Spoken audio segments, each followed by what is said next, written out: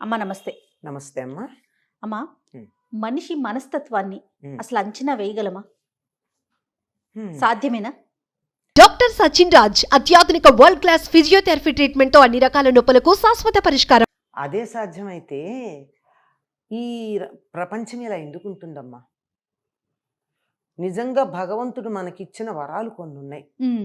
ఎదుటి వాళ్ళ మనస్సులో ఏముందో తెలుసుకోలేకపోవడం అన్నది భగవంతుడు మనకిచ్చిన గొప్ప వరం.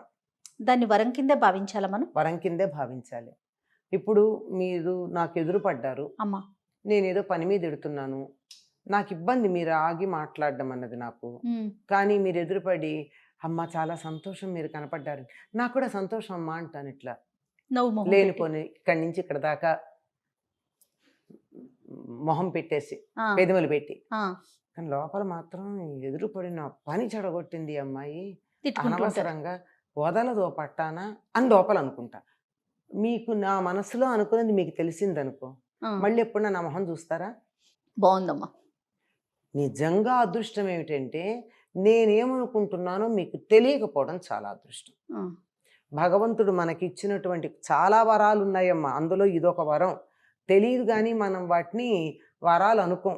అటువంటి వాటిల్లో ఇదొకటి గొప్ప వరం. ఎదుటి మనిషి మనస్సులో ఏమున్నదో తెలియకపోవడం. అయితే దీని మీద కొద్దిగా జాగ్రత్తగా నెగటివిటీ కూడా ఉందమ్మా. అధ్యయనం చేసి బాగా దాని మీద పరిశోధనలు చేసి ఎదుటి వాళ్ళ మనస్సులో భావాలు కనుక్కునే ప్రయత్నాలు చేస్తారు. దానికి చేయవలసింది ఏమిటి అంటే ముఖ కవళికలు. నోటితో ఒకటి మాట్లాడుతూ ఉన్నా ముఖంలో మాత్రం తేడా ఉంటుంది. చికాకు, ఇప్పుడు వెళ్ళిపోదాము అన్నది. ముఖంలో కూడా కవళికలు కనపడకుండా జాగ్రత్తగా దాచగలగడం అన్నది నటనలో నేర్పర్లేని వాళ్ళు చేయగలరు. ముఖంలో కూడా కనపడకుండా. కానీ కళ్ళు మాత్రం అబద్ధాలు చెప్పవు. కళ్ళల్లో తెలిసిపోతూ ఉంటుంది వాళ్ళు మనని సహించగలుగుతున్నారా, సహించలేకపోతున్నారా మొదలైనటువంటివన్నీ. సాధారణంగా ఒక తరగతిలో విద్యార్థులు నిజం చెప్తున్నారా అబద్ధం చెప్తున్నారా అన్నది పిల్లాడి మొహం చూసి చెప్పేస్తారు టీచర్లు. వాడు తలంచుకుని ఇట్లా మాట్లాడాడంటే వాడు అబద్ధం చెప్తున్నాడని అర్థం. ఇలా సమాధానం చెప్పాడు అనుకోండి, నిజం చెప్తున్నాడని. ఎక్కడో గుండెలు తీసిన బంట ఒకడు ఉంటాడేమో కానీ 100కి 99.999% అంతే ఉంటుంది. కనుక ఎదుటి వాళ్ళ మనసులో ఉన్న తెలుసుకోవాలంటే కళ్ళు ఎట్లా ఉన్నాయో గమనించి దాంట్లో ఉన్న భావాలు అర్థం చేసుకోవడం ప్రయత్నం చేస్తే కుదురుతుంది తప్ప లేకపోతే కుదరదు. అలా మరి అర్థం చేసుకోలేకపోతే చాలా నష్టాలు కానీ ఇబ్బందులు కానీ పడే అవకాశాలు ఉంటాయి కదమ్మా. తక్కువేనమ్మా. ఎక్కువగా తెలుసుకోవడం వల్ల కలిగేటటువంటి ఇబ్బందుల కన్నా తెలియకపోవడం వల్ల కలిగే ఇబ్బందులు తక్కువ. మోసగించబడతారు. అక్కడ జాగ్రత్త పడాలి. అది ఒకే చోట. కానీ ఇదైతే ఎదుటి వాళ్ళ మనసులో మన గురించి ఏమనుకుంటున్నారో ప్రత్యక్షణం తెలిసిపోతే బతకగలమా? అసలు లేదు కదా. అసలు బతకలేం. తోటి మనిషితో ఉండలేకపోతాం. అన్నిసార్లు మనం ఇప్పుడు చాలా ఆత్మీయులే, తల్లి పిల్లలే ఉన్నారు, భార్యాభర్తలే ఉన్నారు. వాళ్ళు కూడా అనుక్షణం అవతల వాళ్ళకు అనుకూలంగా ఇష్టంగా ఉండలేరు కదండి. బిడ్డ అంటే ప్రేమే ఉంటుంది తల్లికి. త్వరగా నిద్రపోదాం అనుకుంటుంది, ఆలస్యంగా వస్తే నాయన నీకోసం ఎదురు చూస్తున్నాను రా అని పెడుతుంది. అమ్మ నా కోసం ప్రేమగా చూసింది అనుకుంటాడు ఆ కొడుకు. వీడు ఎప్పుడు ఇలాగే నా ప్రాణం తీస్తున్నాడు బాబు, త్వరగా రావట్లేదు, నా ప్రాణానికి వీడొక తగలాటం అని మనసులో అనుకున్నది, పైకి అనదు. అది కానీ పిల్లాడికి తెలిస్తే ఎలా ఉంటుంది? సొంత తల్లి పిల్లలే. అవునమ్మా. అది కూడా ఎంతసేపు తాత్కాలికం, రేపు ఉండదు. ఇవాళ ఒక అలసట వల్ల ఉంది. అది తెలిస్తే వాడి జీవితాంతం అమ్మకి నా మీద ఇష్టం లేదనుకుంటాడు. అంటే రంధ్రాన్వేషణ చేయకూడదు అంటారు. అది అస్సలు ఆ జోలికి వెళ్ళకూడదు. ఎవరితో ఉన్న వ్యవహారం నడపాల్సినటువంటి సందర్భం వచ్చినప్పుడు మాత్రమే వాళ్ళ అభిప్రాయం ఏమిటి, వాళ్ళ మనస్సులో ఏముంది అన్నది తెలుసుకోవాలి తప్ప. అది ఎలా తెలుస్తుందమ్మా? అది చాలా కష్టం. కళ్ళు కొంత తెలుస్తాయి, కొంత అనుభవం వల్ల తెలుస్తుంది. దీన్నే ఏమంటారంటే ఇంగితం అంటారు. నీకు అస్సలు ఇంగితం లేదంటూ ఉంటారు పెద్దవాళ్ళు. ఇంగితజ్ఞుడు అంటే ఎదుటి వాళ్ళ అభిప్రాయం ఏమిటో తెలుసుకోగలిగినటువంటి వాడిని ఇంగితజ్ఞుడు అంటారు. ఈ లక్షణం హనుమంతుల్లో బాగా ఉందని చెప్పి మొదటి చూపులోనే రాముడు గ్రహించి అంటాడు, ఇటువంటి వాడు రాయబారిగా గనక ఉన్నట్టయితే, మంత్రిగా కానీ ఉన్నట్టయితే చంపటానికి ఆయుధం ఎత్తుకుని మీదకొచ్చిన వాడు కూడా మనకి మిత్రుడైపోతాడు కదా అన్నాడు శ్రీరామచంద్రుడు. మొట్టమొదటి పరిచయంలో హనుమంతుడు ఇంగితజ్ఞుడు అని ఎట్లా ఆయన గమనించాడు అంటే, వచ్చిన వాళ్ళు ఎవరో తెలుసుకోమని చెప్పి భయపడుతూ ఉంటే సుగ్రీవుడు నేను తెలుసుకుని వస్తానని బయలుదేరాడు. తెలుసుకుని వస్తాను బయలుదేరేటప్పుడు ఎట్లా వచ్చాడు? వానరంలాగా రాలా, కాషాయం ధరించి ఒక సాధువులాగా వచ్చి అద్భుతమైనటువంటి సంస్కృతంలో మాట్లాడాడు. అసలు అక్కడ రాముడు అతడు మాట్లాడిన భాషకి ఇచ్చినటువంటి సర్టిఫికేట్ ఎట్లాంటిదంటే, ప్రపంచంలో ఎక్కడా కూడా భాషా విషయకంగా అంతకన్నా గొప్ప ప్రమాణపత్రం ఉండదు. అలా అయ్యాక చిట్ట చివరికి అన్నమాట ఇది. ఎందుకు ఇట్లా అనాల్సి వచ్చింది?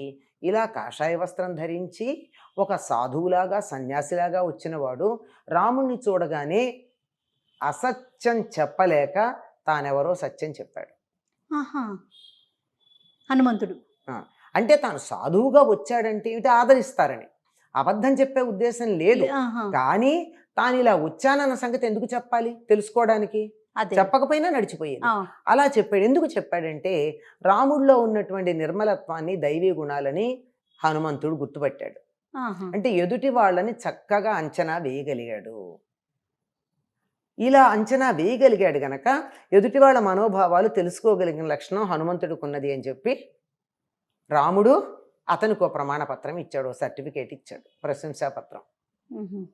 ఇది అన్ని సందర్భాల్లో కుదరదమ్మా. 150% మనం అందరం ఇంతో అంతో చేస్తాం, కానీ 90% చేసే వాళ్ళ సంఖ్య కూడా తక్కువే.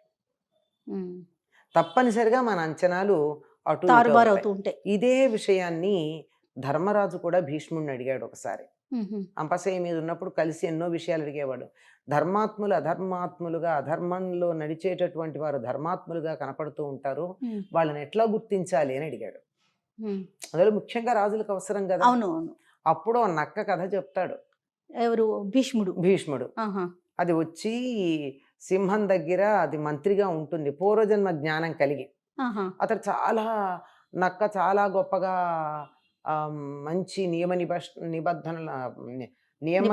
నిబంధనలతో చాలా చక్కనైనటువంటి నిష్ఠాగరిష్టమైనటువంటి జీవితం గడుపుతూ ఉంటే పిలిచి అడుగుతాడు, నా దగ్గర మంత్రిగా ఉండమని.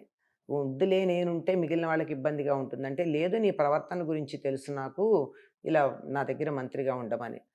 ఎంత చెప్తే అంత విన్నాడు. తర్వాత ఆ సందర్భంలో మిగిలిన మంత్రులకి ఇతడి మీద అసూయ కలిగి ఏం చేశారంటే, అతడు సింహం కోసం తెచ్చిన మాంసాన్ని తీసుకెళ్ళి ఈ నక్క ఉండేటటువంటి దాంట్లో పెట్టి నివాసంలో, నీ ఆహారాన్ని వాడు దొంగతనం చేశాడు, నువ్వు నమ్ముతున్నావు చూసావా అని చెప్తారు. వాణ్ణి సంహరించమని చెప్పి రాజే కదా ఒక ఫర్మానా జారీ చేస్తాడు. తల్లి చెప్తుంది నాయనా తప్పు అని, అయినా సరే వినడా ఆవేశంగా. తీరా వచ్చిన తర్వాత నిజానిజాలు బయటపడ్డాక క్షమించమని అడుగుతాడు. అడిగితే నక్క చెప్తుంది, ఒకసారి అయిందంతే చాలు, నీ వెళ్ళిపోతాను. నువ్వు గుర్తించలేకపోయావు, ముందర గుర్తించావు నేను మంచివాడినని, తర్వాత ఆ గుర్తించిన దాన్ని నిలబెట్టుకోలేకపోయావు.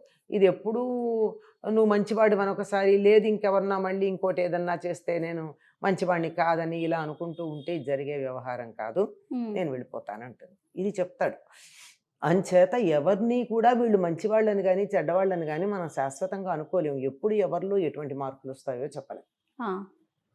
ఇది కరెక్ట్ అమ్మా. పూర్తిగా మంచిగాను ఉంటారు అనుకోవటానికి లేదు, పూర్తిగా చెడ్డవారిగా ఉండిపోతారు అనుకోవటానికి లేదు. సందర్భానుసారంగా సమయానికి అనుకూలంగా ఒక్కొక్కసారి ఒక్కొక్క పరిస్థితిని బట్టి ఒక్కొక్కసారి మనస్సులో ఒకటి పెట్టుకుని పైకి నటించవచ్చు. ఎదుటి వాళ్ళ మనస్సులో ఉన్నది అన్నిసార్లు మనం గుర్తిస్తామని చెప్పలేము. ఒకసారి గుర్తిస్తాం, ఇంకోసారి పిల్లల మనసులో ఉన్నదే గుర్తించలేదమ్మండి తల్లి. ఒక్కొక్కసారి ఎన్నిసార్లు పిల్లలు తల్లిదండ్రులు మోసం చేసినారు ఈ మధ్యకాలంలో మనం చూస్తూనే ఉన్నాం కదా. అంచేత తెలుస్తుందని అనుకోవడం కష్టం, కానీ ఇది బై ఇన్స్టింక్ట్ అంటే సహజాతము అంటారు.